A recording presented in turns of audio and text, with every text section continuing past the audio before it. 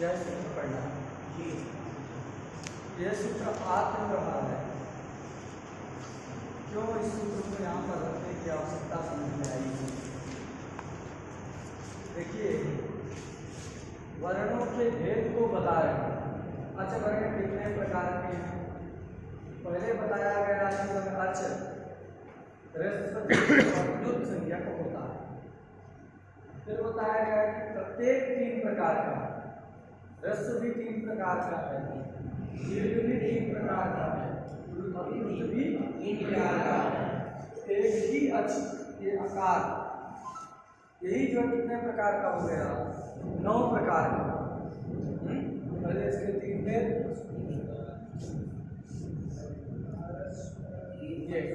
अब फिर प्रत्येक के 3। इस प्रकार एक ही आवरण 9 प्रकार का हो और भी उसके भेद संभव हैं। इस बात को बताने के लिए पंक्ति ग्रंथकार ने लिखी है, स नवविधो प्रत्येक वह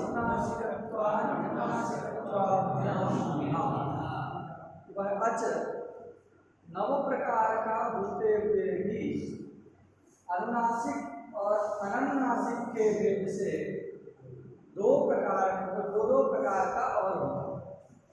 तो एक प्रत्येक जो है इसके जो 3 भेद हैं, उदात्त, उदात्त और स्वरेश, उसको 2 भाग में उनको डिवाइड कर देंगे। मतलब उसके 2 प्रकार हैं। क्या होगा? ह्रस्व उदात्त अनुनासिक, ह्रस्व उदात्त अनुनासिक। उसी प्रकार ह्रस्व अनुदात्त अनुनासिक, ह्रस्व अनुदात्त अनुनासिक, ह्रस्व स्वरित अनुनासिक, ह्रस्व स्वरित अनुनासिक। इस प्रकार 6 प्रकार का ये ह्रस्व आकार हो जाएगा, 6 प्रकार का दीर्घ हो जाएगा, 6 प्रकार का लुस हो जाएगा। पहले 9 प्रकार का था। 9 प्रकार का होते हुए भी नवविधो को प्रत्येक अच अनुनासिक और अननुनासिक के भेद से 2 प्रकार का होगा।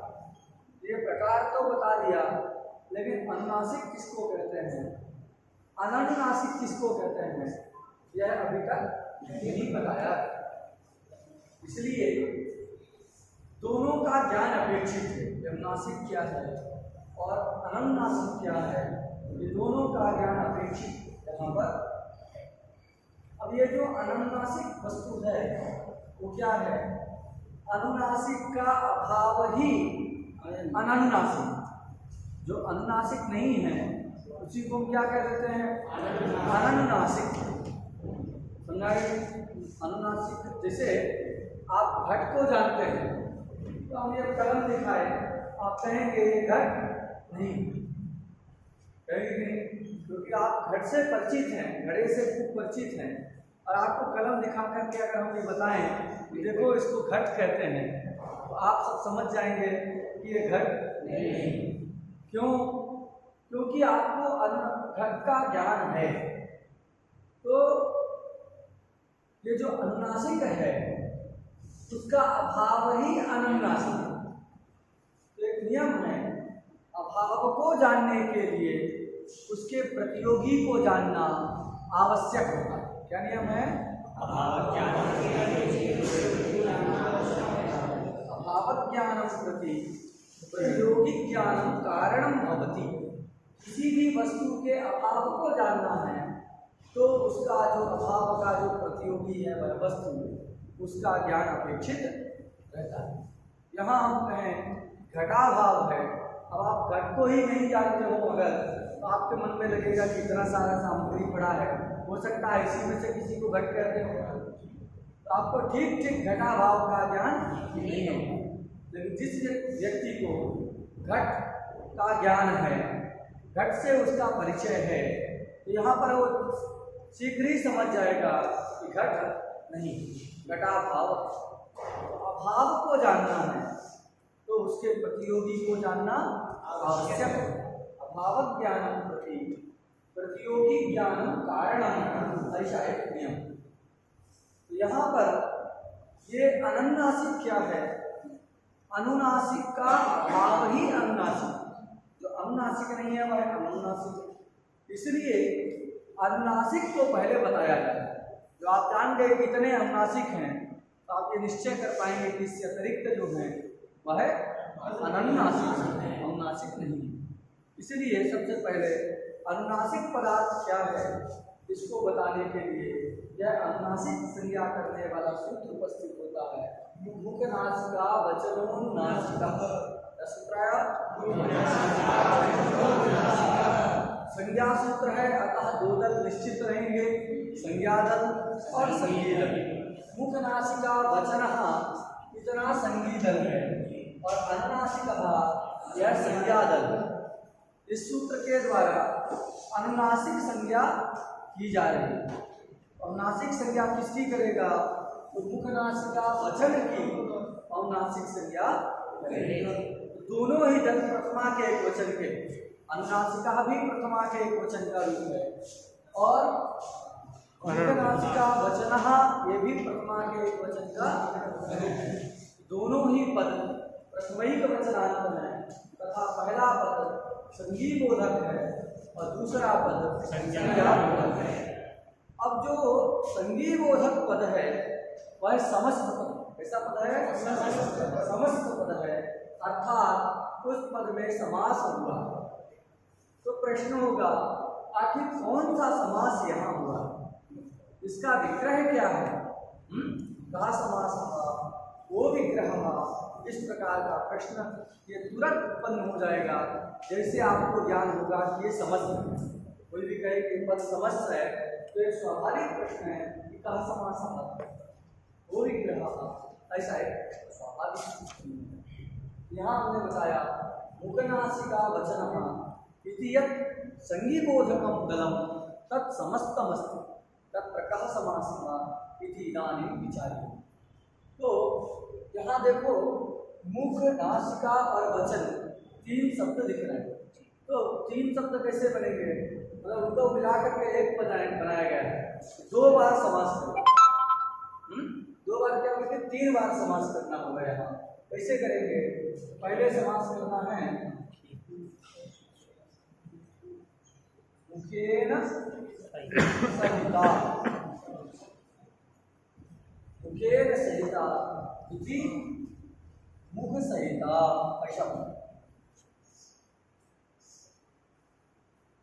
मुखेन सहिता इति मुख सहिता कौन सा समास हुआ? तृतीया। पहला तृतीयांत है अतः तृतीयांत, तो तृतीयांत समास। फिर दोबारा करेंगे मुख सहिता चाशौ,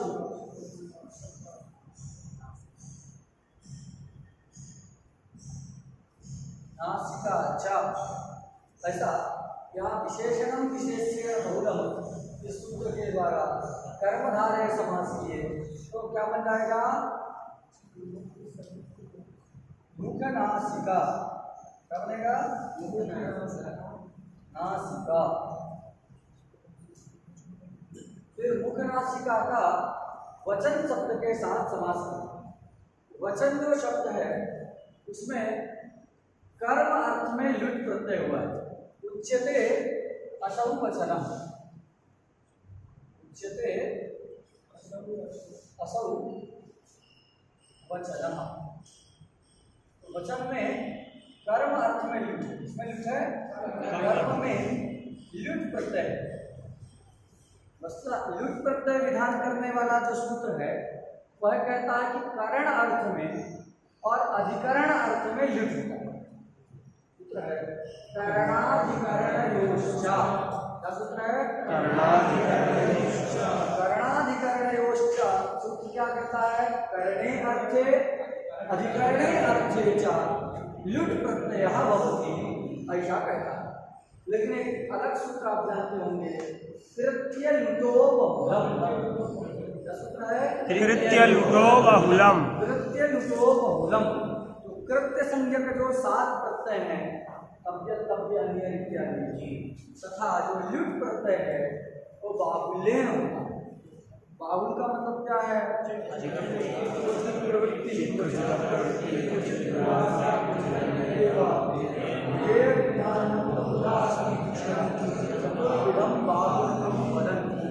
चौथे नंबर में क्वचित अन्य देव, किसी अन्य अर्थ में भी हो जाता है।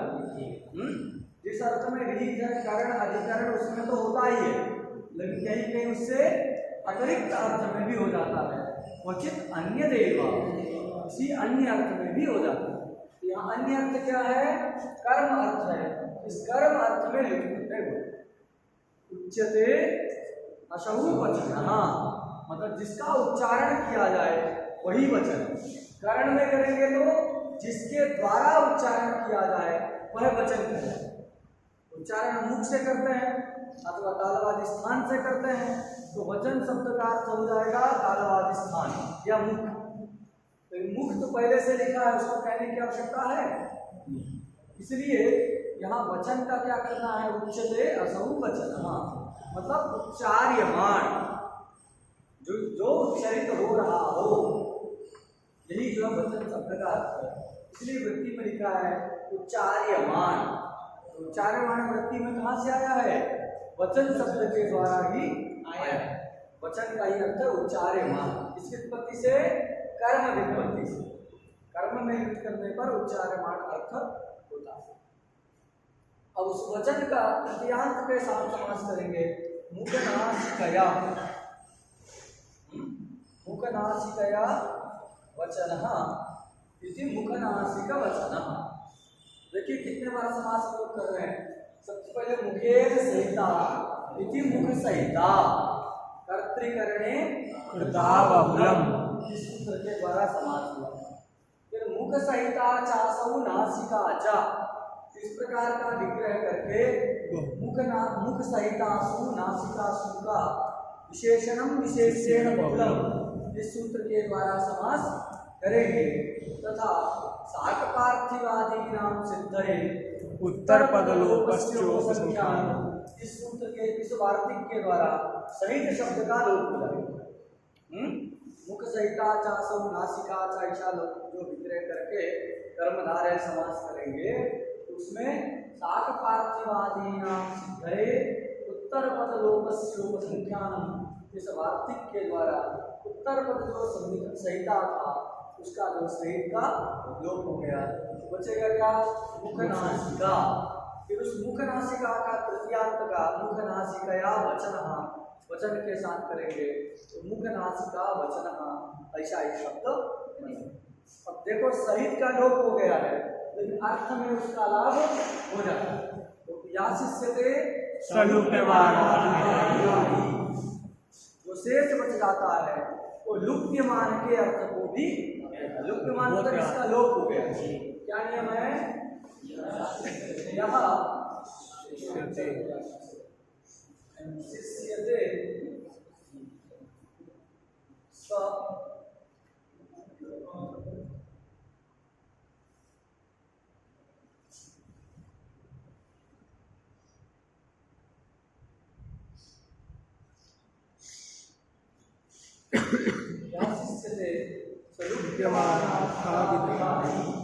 जो शेष बच जाता है वह लुप्यमान के अर्थ को भी होता है। तो यहाँ सहित का लोप हो गया है लेकिन जो बचा हुआ है मुखनासिका है वही सहित के अर्थ को भी कहेगा। इसलिए वृत्ति में क्या लिखा है? मुख सहित नासिकयोच्चार्यमाणो वर्णो नासिक संज्ञस्य। सहित लिखा नहीं, सहित कहाँ से आया? क्योंकि समास में सहित था, उस सहित का लोप हो गया। ऐसा जो समास होता है मुख सहिता चासौ नासिका की तरह, उसको मध्यम पद लोपी समास करते हैं। क्या कहते हैं?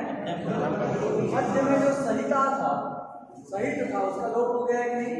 तो मध्यम पद का लोप हो जाता है, इसलिए उसको क्या कहा जाता है? मध्यम पद लोपी समास कहा जाता है। क्लियर हो गया? यहाँ मध्यम लोपी समास नासिका में हुआ। वचन के साथ किया तत्पुरुष समासी किए। तो मुख के सहित नासिका से वचन शब्द का अर्थ है उच्चार्यमान कर्म व्युत्पत्ति के अनुसार जो उच्चरित। मुख के सहित नासिका से उच्चार्यमान जो वर्ण वह अनुनासिक संज्ञक होता है। क्या किए? मुख के सहित नासिका से उच्चार्यमान जो वर्ण वह अनुनासिक संज्ञक होता है। अर्थात न केवल मुख से उच्चरित हो अथवा न केवल नासिका से उच्चरित हो। जैसे प्रत्येक वर्ग के अंतिम वर्ण, क्या वर्ग में अंतिम है? ग। आप नाक बंद करके ग उच्चारण करिए तो आप उच्चारण नहीं कर पा रहे हैं।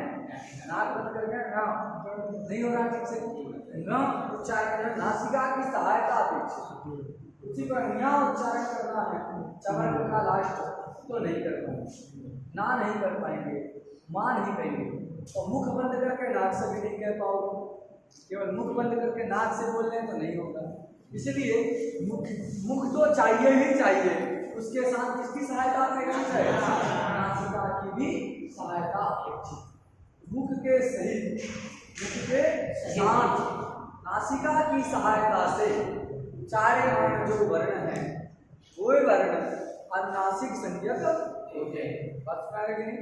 मुख के सहित नासिका से उच्चार्यमान जो वर्ण वे अनुनासिक संज्ञक होते हैं।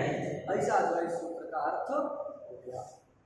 तो देखकर दोनों होना चाहिए, मुख भी रहे और नासिका भी। अगर एक भी नहीं रखते हैं तो बहुत सारा अनर्थ होने लगे। जैसे मान लो मुख हटा दें, क्या करते हैं? कितना सूत्र बचेगा? नासिका वचनोनुनासिका। अर्थ क्या करेंगे? नासिका से उच्चार्यमान जो वर्ण वह अनुनासिक संज्ञक होता है। अब ऐसा कौन वर्ण है जो नासिका से उच्चरित होता है? किसी को मालूम है? नहीं मालूम? यहाँ पर चा लिखा है, चा मतलब मुखादि भी है सवाल, केवल नासिका से उनका उच्चारण नहीं हो सकता। लेकिन एक वर्ण है नासिका अनुस्वार, क्या वर्ण है? कि नहीं? अनुस्वार का उच्चारण केवल नासिका से होता है। अनुस्वारोच्चारण के लिए मुख की आवश्यकता नहीं पड़ती। बाकी यहाँ मंगड़नाम के लिए तो मुख चाहिए, आप बंद करके नहीं बोल पाएंगे। मंगड़नाम बोल पाएंगे? नहीं बोल पाएंगे। तो केवल नासिका से उच्चरित होने वाला वर्ण क्या है? अनुस्वार। अगर मुख हटा दें तो सूत्र का स्वरूप होगा नासिका वचनोनुनासिका, जिसका अर्थ होगा नासिका से उच्चार्यमान जो वर्ण वह अनुनासिक संज्ञक होगा। तो कौन है मिल गया हमको? अनुस्वार। ये तो लघु गंभीर की बात है अनुस्वार, लेकिन और भी वर्ण हैं जो केवल नासिका से उच्चरित होते हैं। जो वेद पढ़े हैं वो सारे समझते हैं यम वर्ण होते हैं। क्या होते हैं वेद में? यम वर्ण होते हैं। तो अनुस्वार और यम इन दोनों का उच्चारण स्थान क्या है? नासिका। एक वचन आप याद कर लीजिएगा, शिक्षा का वचन है जो बताता है किन किन वर्णों का नासिका स्थान, केवल नासिका से उच्चरित होने वाले वर्ण हैं। एक पंक्ति लिख लीजिए, अनुस्वार यमानां च नासिका स्थान निश्यते। अनुस्वार यमानां च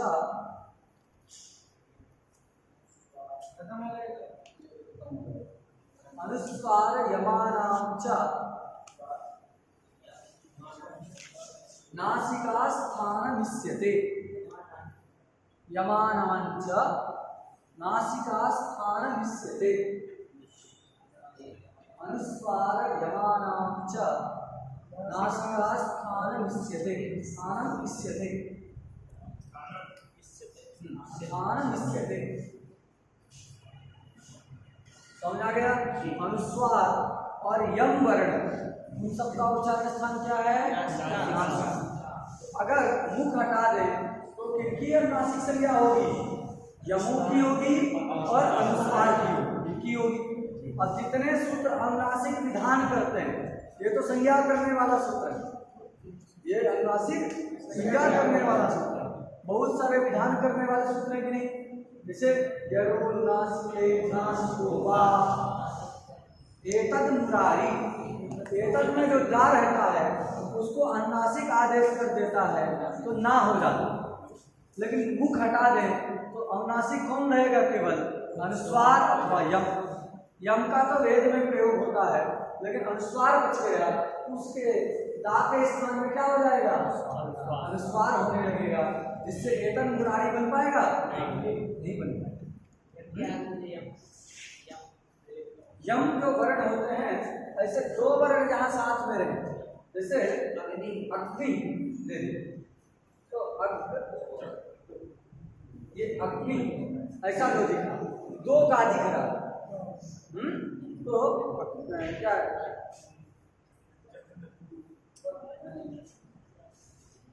पंचमे परे वो यमो नाम ऐसा करके उनकी अभी ज्ञान में आने को, तो ये जो पहला वाला है वो यम, पंचम के परे रहते, जो दो एक ही तरह दिखे तो पूर्व वाला वर्ण क्या होता है? यम कहलाता है। देखिए अग्नि है, चक्रतु, चक्रतु दो खा, गग्नंती डबल खा, ऐसे जो वर्ण है वो सब यम कहलाता है। उसके लिए कई जगह ऐसा लगा है कात्यायन सूत्र में का मतलब गुम गुम गुम गुम द्वितीय महा ऐसा एक सूत्र है, तो सब जगह ऐसा करके उन्होंने लिखा है। मुंह लिख करके एक ऐसा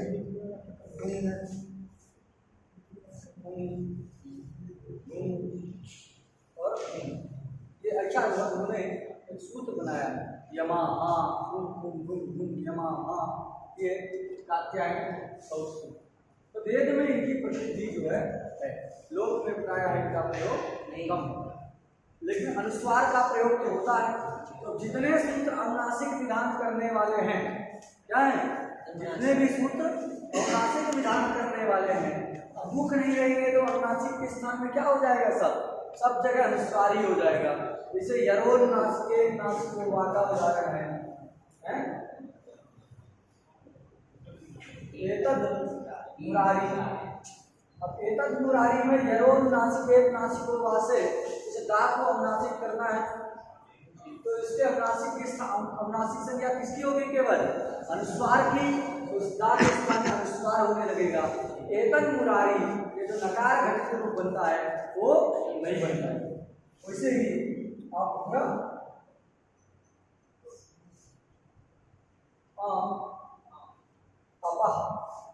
ऐसा वेद में आता है अभ्र आ अपा, अभ्र आ अटका, तो यहाँ शुद्ध आकार रहता है और इस शुद्ध आ के स्थान में, इस ये वाले आ के स्थान में आंगोल नासिक छंदसी, एक सूत्र छंद में वेद में आ के स्थान में अनुनासिक हो जाता है, अच परे रहते, आंगोल नासिक छंदसी, तो अनुनासिक आदेश करता है, अनुनासिक हो गए अप्र आ अपा, अप्र आ अटका, ये सब प्रयोग बनते हैं वेद। लेकिन मुख नहीं रखेंगे, अनुनासिक संज्ञा यम की होगी या अनुस्वार की होगी, तो इसके स्थान में भी क्या होने लगेगा? ये पूरा आ चला जाएगा, एक अनुस्वार ही आ जाएगा। बताइए अप्र आ अपा वाक्य बन पाएगा? तो ये अगर मुख ग्रहण नहीं करते हैं तो जहां जहां भी अनुनासिक विधान हो रहा है सब जगह जो है क्या होने लगेगा? अनुस्वार ही होना है, अथवा वेद में कहीं यम भी होने लगेगा। इसलिए मुख रखे, मुख रखेंगे तो अनुस्वार और यम की अनुनासिक संज्ञा नहीं होगी। क्यों नहीं होगी? क्योंकि वो मुख के सहित उच्चारण नहीं, तो कैसे चाहिए? मुख के सहित नासिका से उच्चारण करके नासिक संज्ञा करना है। ये अनुस्वार आदि तो केवल नासिका से उच्चरित है, मुख के सहित नासिका से उच्चारण नहीं है, अतः इनकी क्या नहीं होगी? अनुनासिक संज्ञा ही नहीं होगी। तो अब जो है अनुस्वार आपत्ति यहाँ इन स्थलों में नहीं। बात सुना गया? इसलिए क्या जरूरी है? मुख रखना आवश्यक है, नहीं तो केवल अनुस्वार ही अनुनासिक कहलाएगा, अन्य सब अनुनासिक नहीं कहलाएगा। तो कहे भैया नासिका ही हटा दीजिए, क्या कर दीजिए? नासिका ही हटा दीजिए। अगर नासिका हटा देंगे तो अर्थ क्या होगा? मुख से उच्चारण जो वर्ण उसकी अनुनासिक संज्ञा होगी। तो मुख से का खा गा गा सारे वर्ण उच्चरित हो रहे हैं, तो सभी वर्णों की क्या होने लगेगी? अनुनासिक संज्ञा होने लगेगी। बस में गया। अनुनासिक संज्ञा जब सबकी हो जाए तो एक ओदन पक शब्द बनता है। क्या बनता है? ओदन पक। ओदनम पचति इति ओदन पक। आप किप प्रत्यय करते हैं और किप का सर्वापहारी लोप हो जाता है तो ओदन पक ये स्थिति। ओदन पचति इति ओदन पक। ओदन पच रहेगा, चाको सु आएगा उसका लोप हो जाएगा, चाको कवर्गादेश कर देंगे चो तो बनता है ओदन पक। ओदनम पचति इति ओदन पक। जो ओदन को पकाए हाथ बनाए उसको क्या कहेंगे? ओदन पक। तो ये ओदन पक शब्द बना। अब क्या होने लगेगा? अब मुख नहीं रखेंगे नासिका नहीं रखेंगे तो मुख से उच्चारण करने की अनुनासिक संज्ञा हो जाएगी। आदि मुख से उच्चरित है तो ये इसकी भी अनुनासिक संज्ञा हो जाएगी। और उसकी अनुनासिक संज्ञा हो गई अनुनासिकस्य द्विजलोहो कीति। अनुनासिकस्य द्विजलोहो कीति। अनुनासिक का जो उपधा है उस उपधा को दीर्घ होता है। अनुनासिक की उपधा को क्या करता है? दीर्घ करता है। कित कित प्रत्यय के परे है। कित प्रत्यय पर हैं उसके परे अनुनासिक हो गया का, उसका उपधा जो आ है उसको दीर्घ होने लगेगा तो ओदन पाक ये अनिष्ट बनेगा, ओदन पक ही बनेगा। इसलिए यहाँ पर ककार की जो है अनुनासिक संज्ञा इष्ट नहीं है। वो कब रुकेगी? जब नासिका ग्रहण करेंगे तब। नहीं रख नासिका नहीं रखेंगे तो मुख से उच्चार्यमाण जो हैं सबकी क्या होने लगेगी? अनुनासिक संज्ञा होने लगेगी। और अनुनासिक संज्ञा हो जाए तो उदन पक इत्यादि स्थल में ये का के उपधा अनुनासिक हो गया का, उस अनुनासिक का उपधा भूत जो आकार है उसको दीर्घ होने लगेगा, इससे उदन पक भी बनता है। ऐसे बहुत सारे स्थल हैं जहाँ समस्या होने लगेगी। कई जगह अनुनासिक का लोप होने लगेगा। अमदात्मोपदेश बनत्तमोत्यादि नाम अनुनासिक लोपो चली इत्यादि सूत्रों के द्वारा। इसलिए सूत्र में क्या है? मुख रखने की भी आवश्यकता है और नासिका रखने की भी आवश्यकता है। बात समझ गया? दोनों रखेंगे तो अर्थ होगा मुख के साथ नासिका से, नासिका की सहायता से उच्चार्यमान जो वर्ण है उस वर्ण की अनुनासिक संज्ञा होती है। ऐसा करेंगे तो ना तो केवल अनुनासिक की होगी, ना तो अनुस्वार की होगी, ना ही का खा का इत्यादि वर्णों की होगी। क्लियर हो गया? ऐसा इस सूत्र का अनुनासिक का ज्ञान हो गया। अनुनासिक किसको कहते हैं? मुख के सहित नासिका की सहायता से जो उच्चरित होने वाले वर्ण हैं वे वर्ण ही क्या कहलाते हैं? अनुनासिक कहलाते हैं। अनुनासिक जान गए और जो अनुनासिक नहीं है उसको क्या कहेंगे? दोनों का ज्ञान हमको हो गया। अब प्रश्न है कि इन्होंने कहा था कि नवविधोपि प्रत्येकम अनुनासिकत्वाभ्याम विधा। तो क्या सारे अक्षर 18 प्रकार के? भाई 9 है। अनुनासिक के भेद से 18 हो गए। 9 अनुनासिक और 9 ही अनुनासिक तो 18 हो जाएंगे। तो प्रश्न होगा क्या सारे अक्षर 18 प्रकार के हैं? आ भी 18, ई भी 18, उ भी, इंद्री तो क्या सभी अक्षर 18 प्रकार के हैं अथवा कुछ ही अक्षर 18 प्रकार? तो ग्रंथकार बताते हैं आगे कि नहीं सारे अक्षर 18 प्रकार के नहीं होते। तो कैसे होते हैं? कह रहे तदित हम उसको इस प्रकार जानना चाहिए। कैसे जानना चाहिए? हम इस्तम मतलब अनेन प्रकारेण। इत्थम का मतलब अनेन प्रकारेण। इत्थम में जो है इत्थम शब्द है, इत्थम शब्द में थमु करते हैं। क्या करते हैं? थम। तो ये प्रकार अर्थ में थम होता है। अनेन प्रकारेण इत्थम, केन प्रकारेण इति कथम। कथम का मतलब किस प्रकार से, कथम। उसी प्रकार यहाँ बना इत्थम मतलब अनेन प्रकारेण, इस प्रकार से उनको जानना। तत् मतलब ये सारे वर्ण इत्थम मतलब अनेन प्रकारेण ज्ञातव्यम, उन वर्णों को इस प्रकार से समझना चाहिए।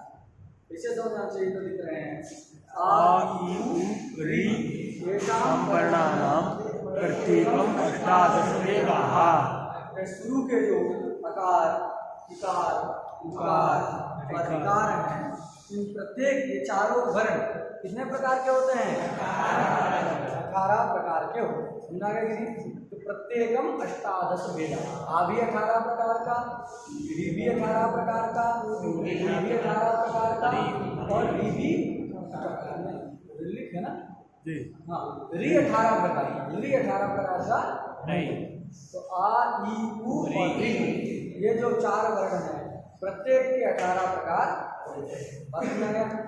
अभी 18 प्रकार किस पक्ष? वर्णों के विषय में 2 पक्ष। कितने पक्ष हैं? 2 पक्ष। एक जाति पक्ष है और एक व्यक्ति पक्ष। वर्णों के विषय में कितना पक्ष है? 2 पक्ष। 2 पक्ष है, जाति पक्ष और व्यक्ति पक्ष। तो प्रश्न होता है कि ये जो 18 प्रकार बताया गया है, ये वर्ण 18 प्रकार के हैं, तो किस पक्ष में बताया गया? जाति पक्ष में बताया गया है अथवा व्यक्ति पक्ष में बताया गया? तो जाति पक्ष लेंगे तो सारे आ जितने भी आकार हैं सब में आ में कौन जाति रहेगी? अत्व जाति। जैसे जितने भी मनुष्य हैं सब में मनुष्यत्व जाति है। तो जाति कितनी है? मनुष्य तो अनंत है, वो चाहे हिंदू हो, मुस्लिम हो या यहूदी हो, है कोई भी हो, सभी मनुष्य में कौन जाति रह रही है? मनुष्यत्व जाति। एक ही जाति। तो अगर जाति पक्ष लेंगे तो जाति पक्ष में 18 प्रकार का होगा? नहीं होगा। जाति कितनी है? केवल एक। सभी आ में एक जाति रह रही है, अत्व जाति। सभी इकार में एक जाति है, एक तो जाति। सभी उकार में एक ही जाति है, उत्तो जाति है। तो जाति पक्ष में 18 प्रकार नहीं बता सकते, क्योंकि तो जाति तो कितनी है? एक ही जाति है। जैसे बताया हमने, चाहे हिंदू, मुस्लिम, सिख, ईसाई कोई भी हो, सभी मनुष्यों में कौन जाति है? एक मनुष्यत्व जाति। तो जाति तो एक ही है, मनुष्यत्व जाति। उसी प्रकार जो है सभी वर्णों का जब जाति पक्ष देखेंगे तो जितने भी आकार हैं, चाहे दीर्घ हो, चाहे प्लुत हो, चाहे स्वरित हो, कोई भी आ हो, सभी आ में कौन सी जाति रह रही है? अत्व जाति रह रही है। ई में भी इत्व जाति रहेगी, उ में भी उत्व जाति रहेगी, री में ऋत्व जाति रहेगी।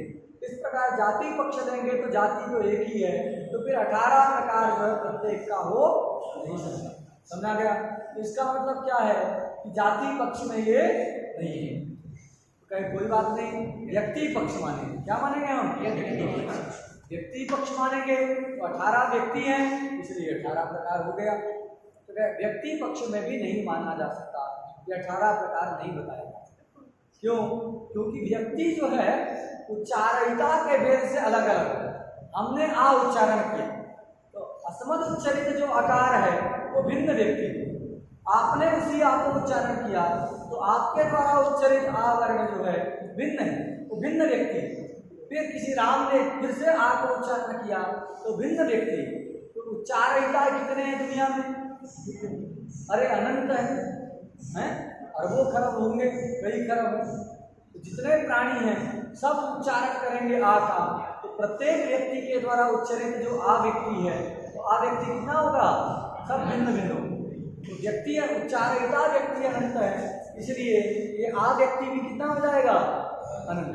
तो ह्रस्व वाला भी अनंत आ, दीर्घ वाला भी अनंत आ, प्लुत वाला भी अनंत। उच्चारणिता के भेद से वो आ, ई इत्यादि भी अलग अलग हो जाएंगे व्यक्ति पक्ष। तो फिर 18 कैसे हो?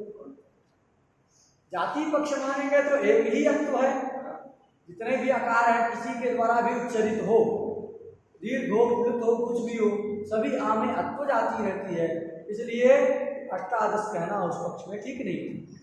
व्यक्ति पक्ष लेंगे तो वर्णों के उच्चारण करने वाले जो व्यक्ति हैं वो व्यक्ति कितने हैं?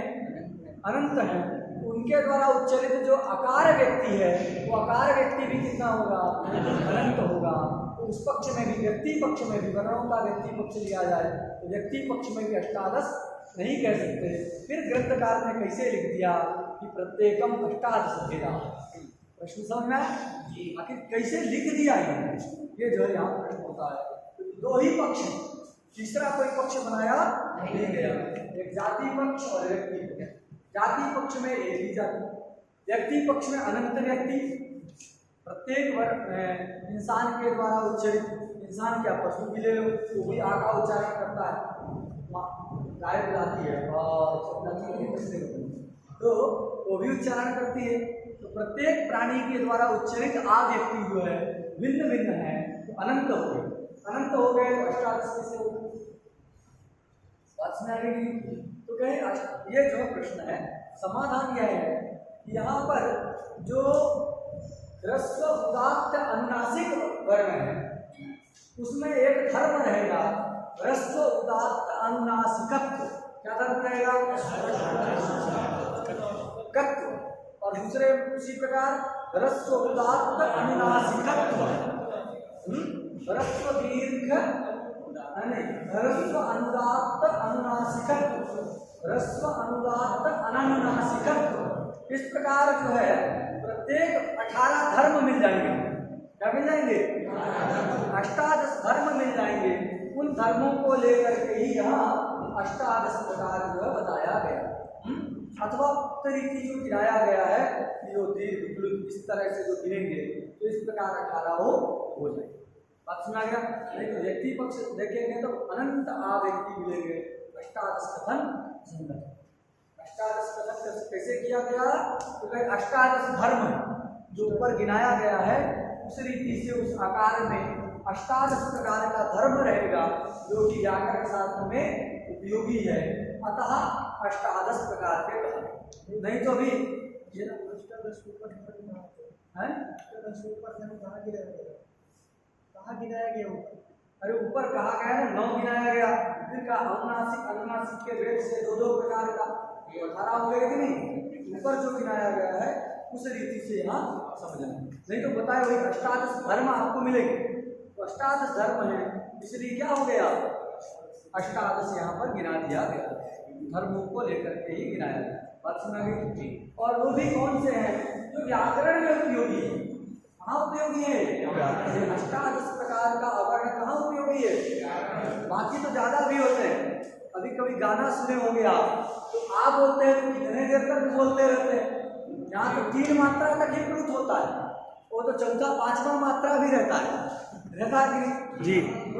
रोते हुए देखे होंगे बच्चे को, तो बच्चा कितना देर तक रोता है, एक ही उसकी स्वर निकलती है, बड़ी लंबी जो है रहती। तो जो रुदन है अथवा गायन है, उस रुदन और गायन में तो चतुर्मात्रा, पंचमात्रा और सप्तमात्रा भी होती है कि नहीं?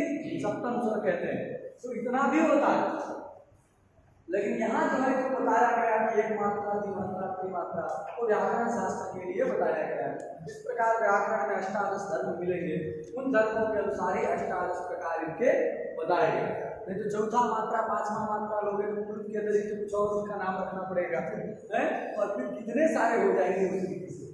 यहाँ व्याकरण शास्त्रों में ही अष्टादश प्रकार इनके हैं। समझा गया? वैसे कहा गया अष्टादश धर्मों को लेकर, तो धर्म बना लीजिएगा ह्रस्व उदात्त अनुनासिकत्व, ह्रस्व उदात्त अननुनासिकत्व, ये 2 धर्म। फिर ह्रस्व अनुदात्त अनुनासिकत्व, ह्रस्व अनुदात्त अननुनासिकत्व, 4 धर्म मिल गए। इस प्रकार अष्टादश धर्म मिल जाएंगे। उन धर्मों को लेके ही यहाँ प्रत्येकम अष्टादश भेदा की बात कही गई, न तो जाति पक्ष में न व्यक्ति पक्ष, अनंत आ देखती। क्लियर हो गया? आगे बढ़ते हैं। आगे कहते हैं क्या लिखे? वर्णस्य द्वादशस्य दीर्घाभावात्। ये जो लृ वर्ण है, ऋलिक सूत्र में उच्चारित जो लृ वर्ण है, वो लृ वर्ण कितने प्रकार का है? 12। लृ वर्णस्य द्वादश भेदाः, लृ वर्णस्य द्वादश भेदाः, उसके 12 भेद हैं, 12 प्रकार का होता है। फिर 12 क्यों है? भाई सब 18 थे, इसको क्यों 12 बनाए हैं? इसी ने क्या बिगाड़ के रखा था? तो कहे इसका जो दीर्घ नहीं होता। क्या नहीं होता है? लृ वर्ण का दीर्घ नहीं होता है, इसलिए इसके 12 ही 6 कम है। समझा गया? लृ वर्णस्य द्वादश तस्य दीर्घाभावात्। दीर्घ नहीं, कैसे पता चला दीर्घ नहीं है? कैसे पता चला कि लृ का दीर्घ नहीं? अरे जब लृ का दीर्घ है, आ का दीर्घ है, ई का दीर्घ है, तो मानेंगे लृ का भी दीर्घ है। दीर्घाभावात् आप हेतु दे रहे हैं 12 में, कैसे पता चला कि जो है इसका दीर्घ नहीं है? पता ऐसा चला देखो एक प्रयोग है ऐसा रहता, होत्री रिकार, होता का रिकार। यज्ञ में 4 ऋत्विक होते हैं, होता, अध्वर्यु, उद्गाता और ब्रह्मा। तो होता ने री शब्द का उच्चारण किया, तो कहे भैया किसका रिकार है, कहाँ से आया, तो ये होता की ओर से है। होतु रिकारः इति होत्रिकारः ऐसा शब्द बनता है षष्ठी समास। तो स्थिति क्या है, होत्री रिकार। और यहाँ पर अर्थ प्रत्याहार में री आता है कि नहीं है, और उससे स्मरणीय स्वर में है नहीं, कौन सूत्र लगेगा, आकाश तो होत्री रिकार। इस अवस्था में आकाश वर्णे दीर्घा से दीर्घ करना, दीर्घ किया वहां होत्रीकार में दीर्घ करके भाष्यकार ने क्या लिखा है, होत्रीकार लिखा है, कौन लगा दिया है, ये नहीं हटा। अगर ली का भी दीर्घ होता तो वहां पर क्या लिखते भाष्यकार, री बोलते, लेकिन ली नहीं किया। री और ली के स्थान में जब दीर्घ कर रहे हैं, भाष्यकार ने क्या दीर्घ किया, री ही दीर्घ। इधर जो है विकार था, इधर री था, ये आपने गलत कर दिया, यहाँ ली बना हुआ है, और रिकार वाला भी प्रयोग है, रिकार, इधर री है और इधर ली। ये अक है, उससे स्वर्णीय स्वर में है, अतः दोनों के स्थान में आकाश स्वर्णीय दीर्घा से दीर्घ करना। अब अगर ली का दीर्घ रूप होता तो वहां क्या प्रयोग बनाते, ऐसा लिखते, होत री कार, ऐसा कुछ बनाते। लेकिन भाष्यकार ने जो है री ना करके क्या किया, ये दीर्घ होगा तो रिकार ही हो। ये बात तुल्यास्य प्रथम सवर्ण सूत्र के भाष्य में कही गई है तथा आकाश सवर्ण दीर्घा के भाष्य में भी कही गई। तो दोनों सूत्रों के भाष्य में, आकाश सवर्ण दीर्घा सूत्र के भाष्य में और तुल्यास्य प्रथम सवर्ण सूत्र के भाष्य में होत्री रिकार। किस अवस्था में दीर्घ करेंगे तो क्या होगा, लिखा होत्रीकार, विकार ही किया गया। अगर ली का भी दीर्घ रूप होता, अगर ली वर्ण का भी दीर्घ रूप होता तो वही उसी को लिखते, लेकिन नहीं लिखा, री को ही लिखा, होत्रीकार। इससे पता क्या चलता है, री वर्ण का दीर्घ नहीं होता है, भाष्य उसमें प्रमाण है। तो दीर्घ ना होने के कारण उसके 6 रूप कम गए, क्योंकि दीर्घ दीर्घ ही नहीं है, तो दीर्घ उदात्त भी नहीं रहेगा, दीर्घ उदात्त भी नहीं रहेगा, दीर्घ स्वरित भी नहीं रहेगा, उसके अनुनासिक और अनुनासिक वाला भी नहीं रहेगा, तो 6 कम गया दीर्घ। इसलिए कितना बचा, 12। तो ली वर्ण से 12 तस्य दीर्घा ये हो गया। एचाम अपि 12 तेषाम एच में कौन आता, एच एक प्रत्याहार है, ये ओम के एकार से लेकर के अयोम में 4 वर्ण होता है और इसमें 4 वर्ण आते हैं, क्या आते हैं, 4 ए ओ आई औ। तो ये जो 4 वर्ण हैं ये एच कहलाते हैं। और एच वर्णों का क्या होता है जी, 12 प्रकार ही प्रत्येक, एकार भी 12 प्रकार का, ओकार भी 12 प्रकार, ऐकार और ओकार भी 12 प्रकार के होते हैं। एचाम अपि 12, एच वर्णों के भी 12 ही प्रकार होते हैं, अधिक नहीं, 12 नहीं। इनमें क्या समस्या है, इसको क्यों जो है 12 ही माना गया, क्या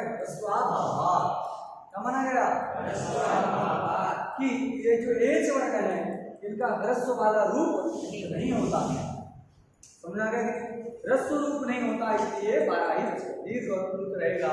तो उसके जो 6 रूप होकर के 12 हो गया, ह्रस्व वाला रूप इनका कैसे पता चला ह्रस्व नहीं, तो वर्ण समानाय में द्विमात्रिक उच्चारण, ए ओ ऐ औ, कैसा उच्चारण है, द्विमात्रिक अर्थात दीर्घ वाला उच्चारण।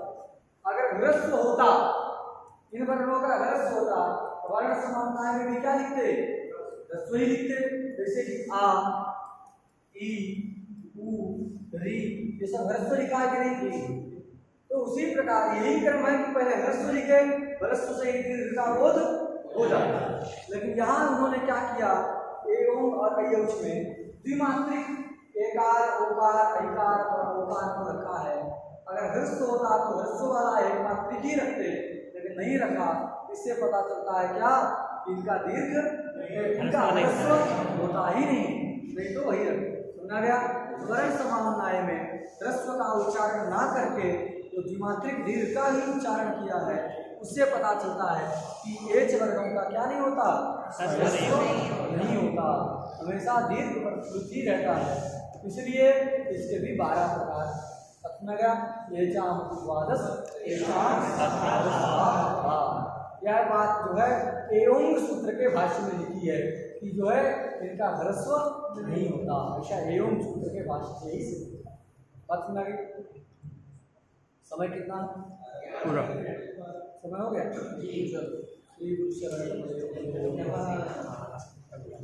कल